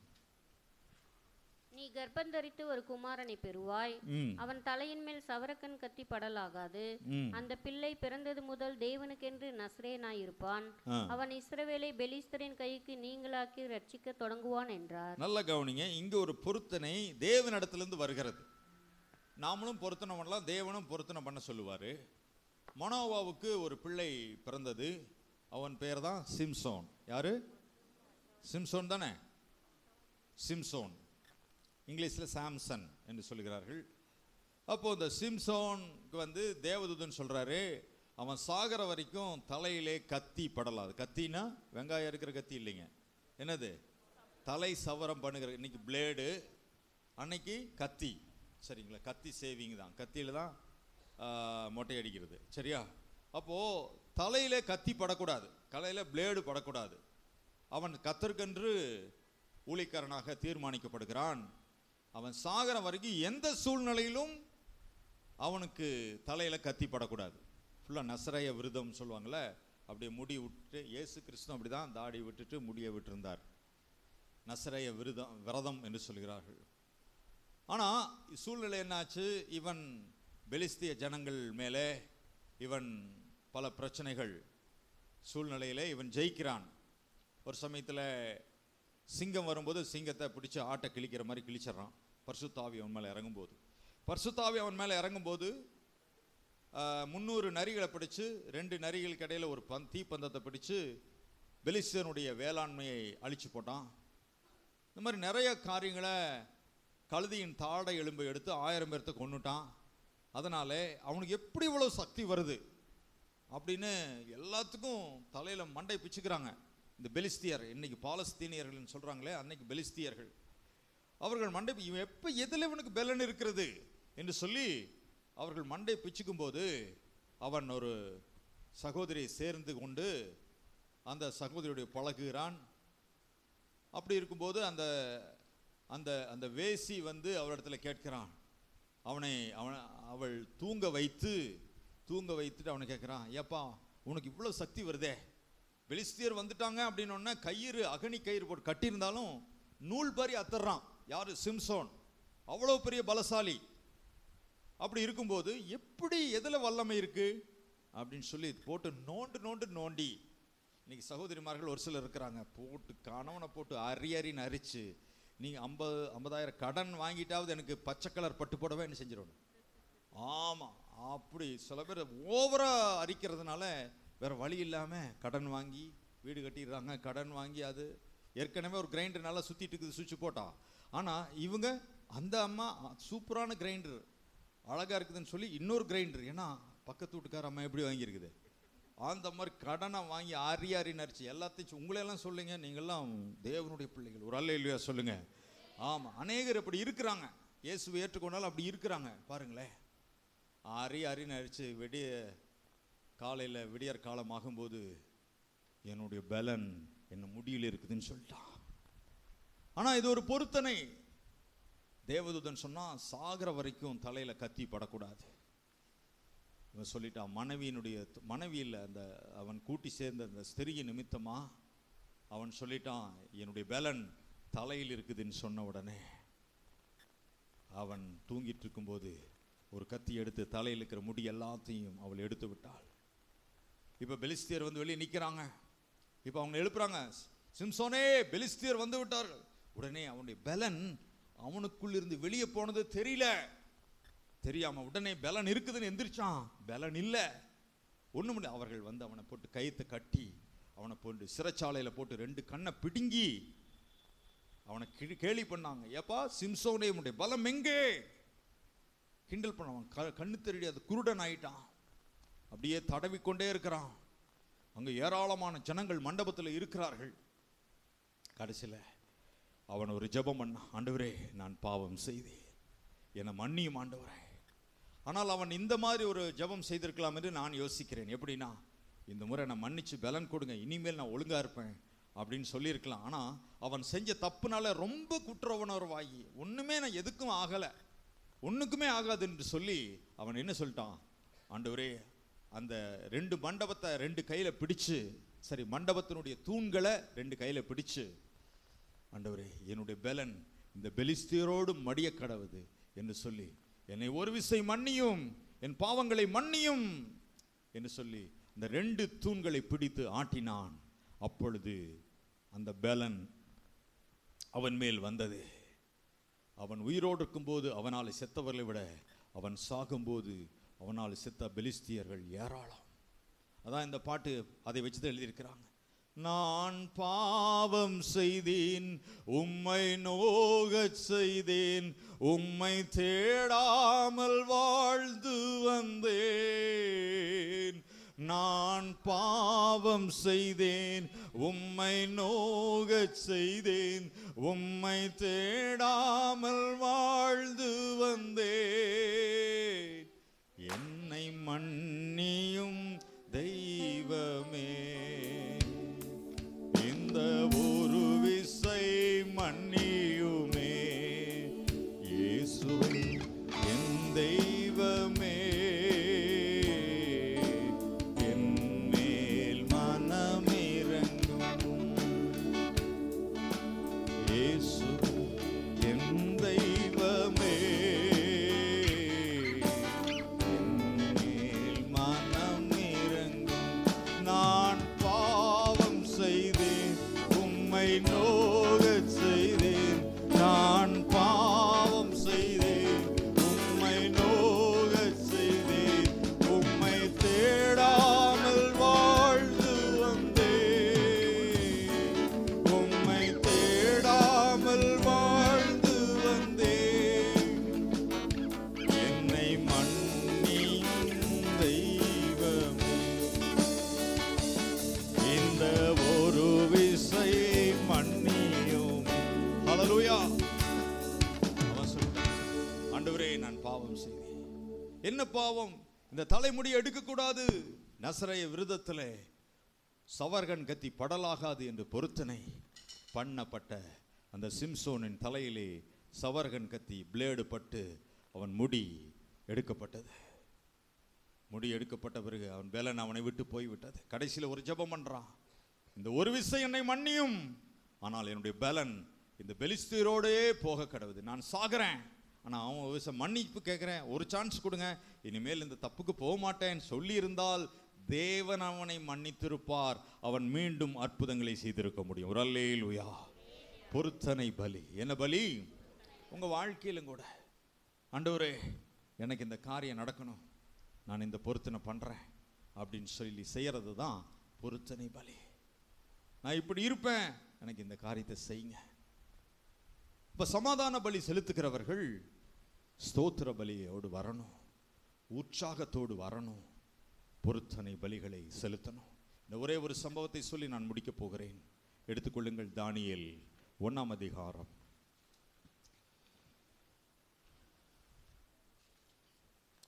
தானியேல் 1ஆம் அதிகாரம் எடுத்துட்டீங்களா? 8வது வசனம். தானியேல் ராஜாவின் போஜனத்தினாலும் அவன் பானம் பண்ணும் திராட்சரசத்தினாலும் தன்னை தீட்டுப்படுத்தலாகாது என்று தன் இருதயத்தில் தீர்மானம் பண்ணிக்கொண்டு தன்னை தீட்டுப்படுத்தாதபடி பிரதானிகளின் தலைவனிடத்தில் வேண்டிக் கொண்டான். நல்ல கவனிங்க. இப்ப தானியேல் எல்லாம் பாபிலோனின் சிறையிருப்புல பிடிச்சிட்டு வந்துட்டாங்க. தானியேல், சாத்ராக், மேஷாக், ஆபேத்நேகோ, அங்கே நிறைய பேர் இருக்கிறாங்க. பிரதானிகள் சொல்றாரு, பிரதானிகள் இடத்துல இந்த தலைவன் இடத்துல சொல்லிட்டாங்க, எல்லாரும் ராஜாவின் போஜனம், ராஜ போஜனம். என்ன போஜனம் அப்படின்னு ஒரு ஹோட்டல் இருக்கிறது காந்திபுரம் பஸ் ஸ்டாண்டுக்கு பின்னால, யாருக்கு தெரியுமோ தெரியல. அது பேர் வந்து என்னது? ராஜ போஜனம். ஆனால் ராஜ போஜனம் இருக்குதான்னு தெரியல, பேர் வந்து ராஜ போஜனம். அப்போ இங்கே வந்து ராஜாவினுடைய உணவு எல்லாருக்கும் பரிமாறப்பட்டது. அதில் மற்ற ட்ரிங்க்ஸும் கூட இருந்திருக்கலாம். அதனால் இவர் தானியேல் தேவனுடைய மனுஷன் என்ன சொல்லிட்டார்னா, எனக்கு இந்த நான் வெஜிடேரியன் வேண்டாம், மட்டன், சிக்கன், இதெல்லாம் இருக்குல்ல, என்னென்ன இருக்குதோ நான் வெஜிடேரியனில், அதெல்லாம் எனக்கு வேண்டாம், நான் பருப்பு காய்கறி மட்டும் சாப்பிட்டுக்கிறேன். அந்த 12வது வசனத்தை வாசிங்கம்மா. 10 நாள் வரைக்கும் உமது அடியாரை சோதித்து பாரும். எங்களுக்கு புசிக்க பருப்பு முதலான மரக்கறிகளையும் குடிக்க தண்ணீரையும் கொடுத்து எங்கள் முகங்களையும் ராஜபோஜனத்தில் புசிக்கிற வாலிபருடைய முகங்களையும் ஒத்து பாரும். நல்ல கவனிங்க, 10 நாள் டெஸ்ட் பண்ணுங்க. நாங்கள் நான்வெஜ் சாப்பிட்றவங்க வெஜிடேரியன் சாப்பிட்ற என்னையும் செக் பண்ணுங்க. நான் வெஜிடேரியன் தான், பருப்பு காய்கறி இது மட்டும்தான் சாப்பிட்றேன். அவங்க எல்லாமே நான்வெஜ்ஜு கோழி கொக்கு கௌதாரி எல்லாமே சாப்பிட்டுட்டோம். ஆனால் நான் பருப்பு வெஜிடேரியன் மட்டும்தான் சாப்பிடுவேன்னு பொருத்தனை பண்ணுனா. ஆனால் 10 நாள் பார்த்த பிறகு வாசிங்க. பின்பு நீர் காண்கிறபடி உமது அடியாருக்கு செய்யும் என்றான். அவன் இந்த காரியத்திலே அவர்களுக்கு செவி கொடுத்து 10 நாள் அளவும் அவர்களை சோதித்து பார்த்தான். 10 நாள் சென்ற பின்பு ராஜபோஜனத்தை புசித்த எல்லா வாலிபரை பார்க்கிலும் அவர்கள் முகம் களையுள்ளதாயும் சரீரம் புஷ்டியுள்ளதாயும் காணப்பட்டது. எல்லாரை விட இவர் தானியேலுடைய முகம் ஃப்ரெஷ்ஷா இருந்தது. ஒரு அல்லேலூயா சொல்லுங்களேன், சத்தம் ஒரு அல்லேலூயா சொல்லுங்களேன். சில பேர் அந்த மேக்கப் பண்ற வரைக்கும் அழகா இருப்பாங்க, பண்ண பிறகு பார்க்கவே அன்சகிக்கபிள் அப்படிங்கிறாங்க, சகிக்கவே முடியாது. அட நல்ல செவச்சவன்னு இருப்பாங்க, ஆனா மேக்கப் பண்ணிட்டா ஏதோ ஆமா ஆக அது மாதிரி தெரியாது. சில பேருக்கு ஆனா பெண்ணான்னு தெரியாது, அந்த மாதிரி முகம் ஆயிரும் பாருங்களே. அதனால கவனமா இருங்க. அல்லேலூயா. அப்படியே மேக்கப் ரொம்ப லிமிட்டா ரொம்ப குறைவா ஓவரா இது பண்ணிட்டு சில பேர்லாம் கல்யாணம் முடிச்சுட்டு மேக்கப் பண்ணிட்டு வர்றவங்களாம் மொய் கொடுக்காம சாப்பிட்டு போயிடுறாங்க. இவங்களுக்கு பயங்கர கடன் வாங்கி கல்யாணம் நடத்தி நஷ்டத்தில் போயிடுறாங்க. காரணம் மேக்கப் பண்ண லேட்டுனால மொய் வரவில்லை. ஹலோ, ஏன் முறைச்சு பார்க்குறீங்க? ஹல்லேலூயா. ராஜபோஜனம் எல்லாரும் சொல்லுங்க. ராஜபோஜனத்தை புசித்தவர்களை பார்க்கலும் பருப்பு காய்கறி சாப்பிட்ட தானியேலுடைய முகம் புஷ்டி உள்ளதாக இருந்தது. அதனால தான் 40 நாள் எந்த நாட்களில் சில பேர் மட்டன் சாப்பிட மாட்டேன், சிக்கன் சாப்பிட மாட்டேன் அப்படிங்கிறாங்க. அது உங்கள் தீர்மானத்தை பொறுத்தது. இப்போ நீங்கள் பொருத்தனை பண்ணீங்கன்னா அதை நிறைவேற்ற தவறக்கூடாது. 5ஆம் அதிகாரம் 1-2 வசனங்கள். பிரசங்கி வாசிங்க, முடிச்சிடலாம். பிரசங்கி 5ஆம் அதிகாரம் 1-2 வசனங்கள்.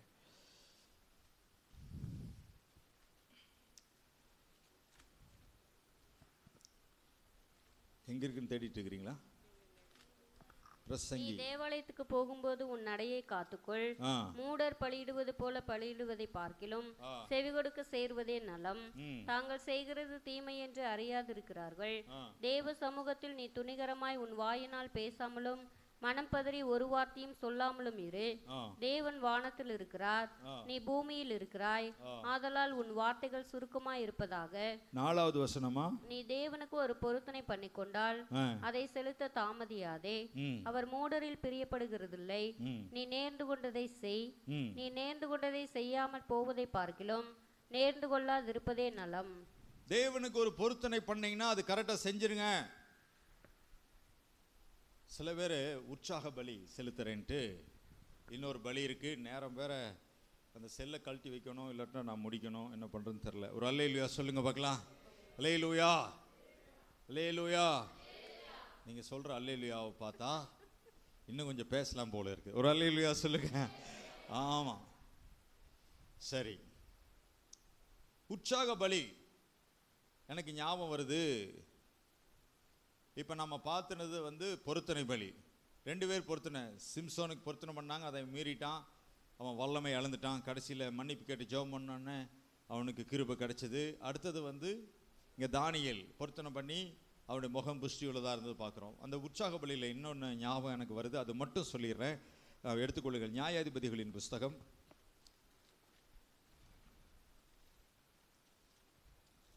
எடுத்துட்டீங்களா?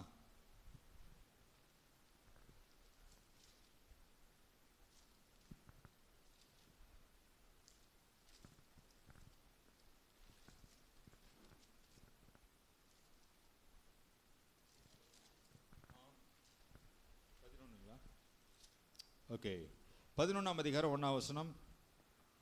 கீலியேத்தியான எஸ்பா பலத்த பராக்கிரமசாலியாயிருந்தான். அவன் பரஸ்திரியின் குமாரன் கீலியேத் அவனை பெற்றான். இதையே நான் சுருக்கமா ஓரளா நான் சொல்லிடுறேன், நீங்க வீட்டில் போய் படிச்சு பாருங்க. இது 11ஆம் அதிகாரம் ஃபுல்லா இருக்கு, இதை நீங்க வீட்டில் போய் படிச்சுக்கங்க, சரியா? இவன் என்ன சொன்னா, யுத்தத்துக்கு போகும்போது ஆண்டவரே நான் ஜெயிச்சுட்டு வந்தேன்னா, என்னது ஜெயிச்சுட்டு வந்தேன்னா, இது பாருங்க, அந்த 30வது வசனம் வாசிங்க. 11:30. பண்ணி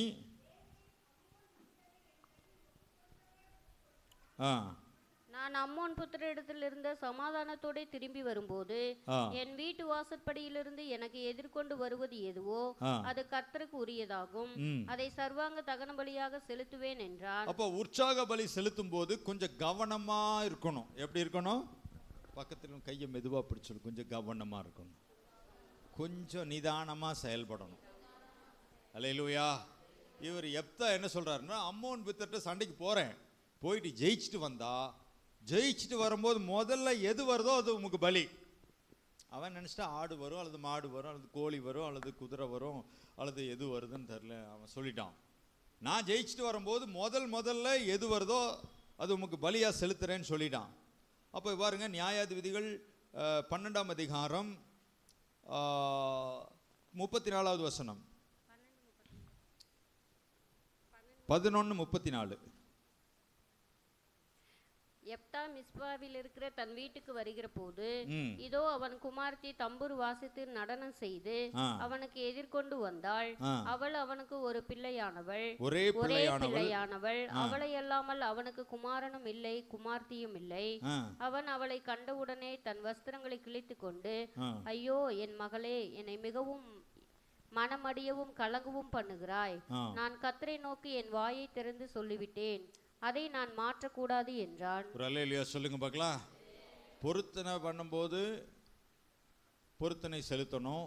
உற்சாக பலி செலுத்தும் போது இவன் உற்சாகமா ஒரு வார்த்தை சொல்லிட்டான். எப்படின்னா, நான் யுத்தத்தில் ஜெயிச்சுட்டு வந்தேன்னா முதல்ல எது வருதோ அது உனக்கு பலி.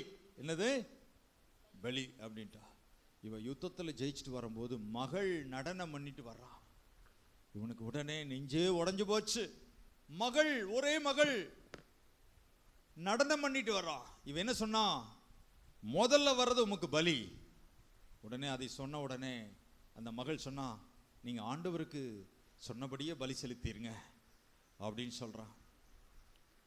அப்போ அப்பாட்ட ஒரு சான்ஸ், நான் போய் என்னுடைய தோழிகளோடு ஒரு 2 மாசம் இருந்துட்டு வர்றேன், தோழிகளோடு ஒரு 2 மாசம் இருந்துட்டு வர்றேன், அப்புறம் நீங்க என்னை வெட்டிருங்க. எப்படி இருக்கும் பாருங்க. உற்சாக பலி செய்யறவங்க, பொருத்தனை பண்றவங்க அதை சரியா செலுத்த முடியுமான்னு பார்த்துக்குங்க. நீ நேர்ந்து கொண்டதை செய்யாமல் போவதை பார்க்கலும் நேர்ந்து கொள்ளாமல் இருப்பது நலம். சமாதான பலி செலுத்துறவங்க ஸ்தோத்திர பலியோடு வரணும், உற்சாக பலியோடு வரணும், பொருத்தனை பலி.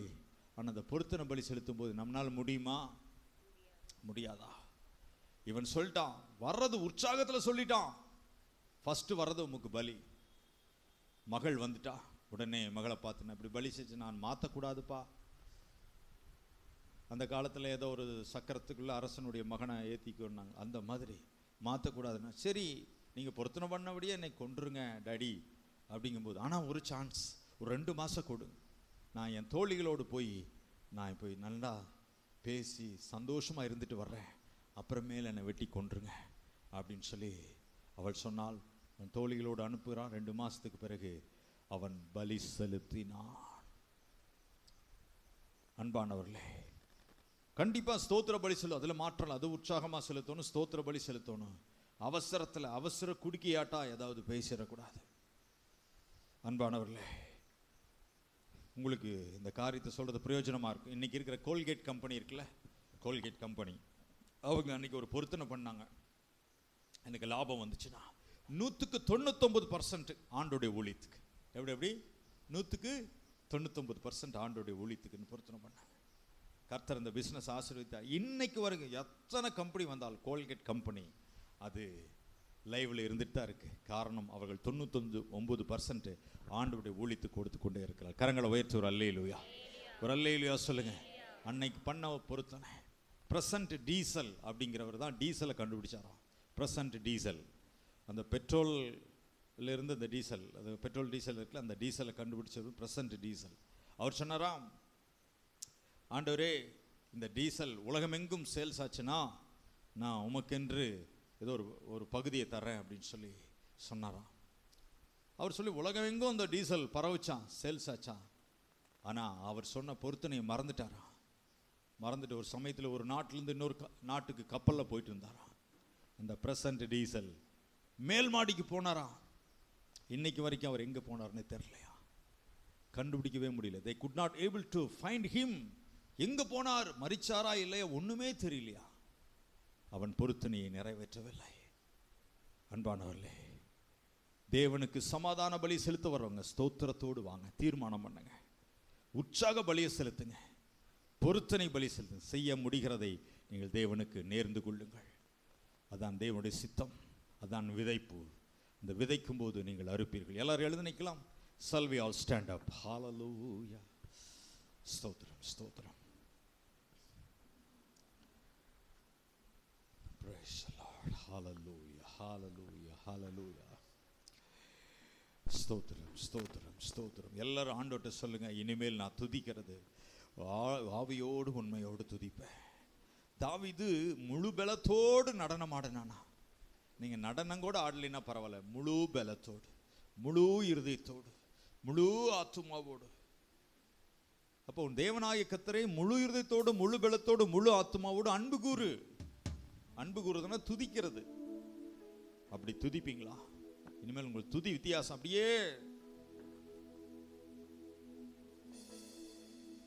அப்படியே ஒரு மூட்டை மாதிரி அப்படியே உட்கார்ந்துடக்கூடாது. யாருமே அப்படியே நடனமாடி உற்சாகத்தோடு துதிக்கணும். சிரித்த முகத்தோடு துதிக்கணும். சிரித்த முகத்தோடு துதிச்சீங்களே, அந்த துதி எங்கே? இப்போ அந்த மகிழ்ச்சி எங்கே? எதுல தொலைச்சிங்க அந்த மகிழ்ச்சியை? ஸ்தோத்திர பலி, உற்சாக பலி, பொருத்தனை பலி. உங்களால முடிஞ்சிச்சுன்னா அதை செய்யுங்க. ஆனா பொருத்தனை செஞ்சா விசேஷ ஆசீர்வாதம். அந்த சிம்சோன் பயங்கர பலசாலிங்க. சிங்கத்தை ஆட்டை கிழிக்கிற மாதிரி கிழிச்சிட்டான். 300 நரிகளை கொன்னுட்டான். 300 நரிகள் வச்சு எகிப்துடைய வேளாண்மை அழிச்சிட்டான். 1000 பேர்த்த கழுதியின் தாடையல்ல கொன்னுட்டான். பெரிய பெரிய அற்புதங்கள். பொருத்தனை பண்ணா பெரிய ஆசீர்வாதங்கள். உற்சாக பலி. இனிமேல் சோப்பலாங்கி மாதிரி நிக்க கூடாது. அப்படியே சொல்றாங்கல்ல, 10 நாள் சாப்பிடாம இருக்கிறாங்களா, அந்த மாதிரி இருக்கக்கூடாது. முழு பலத்தோடு உற்சாகமா கரங்களை தட்டி பாடணும், உற்சாகமா ஆராதிக்கணும், உற்சாகமா கர்த்தருடைய வார்த்தை கேட்கணும், உற்சாகமா கர்த்தரை தொழுது கொள்ளணும். பவுல் பிரசங்கம் பண்ணும்போது ஒத்த 3வது மாடியிலிருந்து கீழே விழுந்து இறந்து போயிட்டான். ஆனா பவுல் அவர் உயிரோடு எழுப்பிட்டார். அந்த மாதிரி இருக்கும். சில பேர் தூங்குறாங்க, கவனமா இருங்க அன்பானவர்களே. தூங்கக்கூடாது. மெசேஜில் உங்களை அறியாம தூங்குறீங்க. ஆனா இன்னொருத்தன் பிறவி சப்பானி பவுல் பிரசங்கம் பண்ணும்போது ஹல்லேலூயா, அவன் கைகால் விளங்காதவனாய் இருந்து ஒரு விசுவாசத்தோடு அந்த செய்தி கேட்கும் போது அவன் எழுந்து நடந்தான். முடவன் குணமானான். உற்சாகம் வேணும். சோம்பேறித்தனம் ஆகவே ஆகாது. அது கர்த்தருக்கு பிரியமானது அல்ல. எல்லாரும் ஜெபிக்கலாம், எல்லாரும் ஜெபிக்கலாம். ஹல்லேலூயா. ரப ஷந்தரல பரஷி அந்தரப ஓரிமா ஷந்தரல பரஷி அந்தரப பாபா ஷபர பலதர பல கபரதல பரபலமா.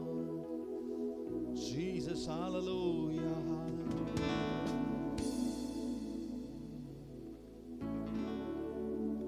தேவாதி தேவன் தினந்தோறும் தங்கும் தேவாலயம் நாமே.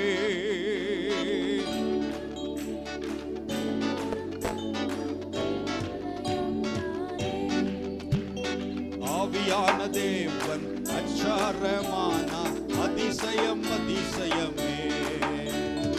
ஆவியான தேவன் அச்சாரமான அதிசயம் அதிசயமே. யுகலம் கொண்டாட்டமே இயேசுவின் சன்னிதானத்தில். யுகலம் கொண்டாட்டமே இயேசுவின் சன்னிதானத்தில். ஆனந்தம் ஆனந்தமே.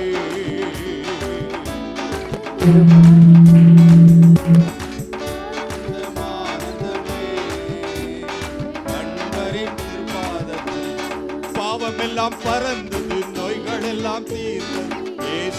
ரத்தத்தினால்,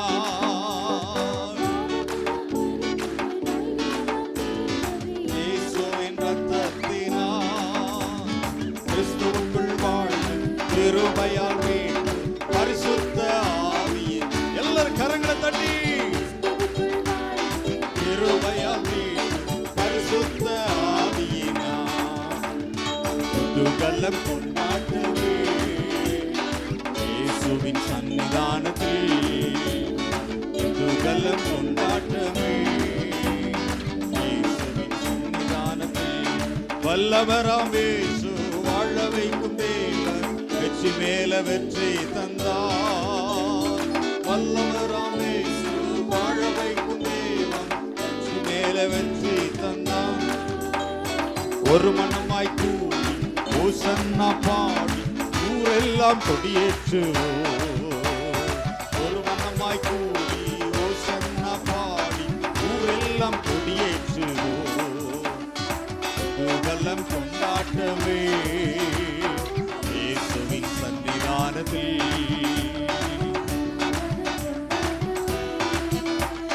இயேசுவின் சன்னிதானத்தில் ஆனந்தம் ஆனந்தமே.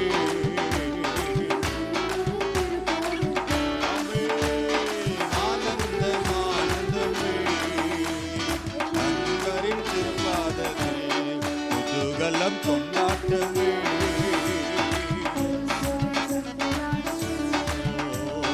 குதூகலம் கொண்டாட்டமே சன்னிதானத்தில். இன்னைக்கு ஒரு தீர்மானம் பண்ணுங்க, இனிமேல் காணிக்கை செலுத்த வரும்போது ஸ்தோத்திரத்தோடு வாயில ஸ்தோத்திரம் பண்ணிட்டு தான் வரப்போறேன். கர்த்தரை ஆராதிக்கும் போது உற்சாகமா துதிப்பேன், முழு இறுதித்தோடு முழு பலத்தோடு துதிப்பேன். தாவீது தனக்கு இருக்கிற முழு பலத்தையும் வைத்து சணல் நூல் சாக்கு பைய போட்டு நடனம் ஆடினான். இஸ்ரவேலின் ஸ்திரீகளுக்கு முன்பாக ஒரு ராஜா நடனமாடினது முடியும்னா நம்மனால ஏன் முடியாது? யாருக்கு பயப்படணும்? யாருக்கு வெக்கப்படணும்? ஸ்தோத்திர பலி செலுத்த தீர்மானம் பண்ணுங்க, உற்சாக பலி செலுத்த தீர்மானம் பண்ணுங்க, பொருத்தனை பலி செலுத்த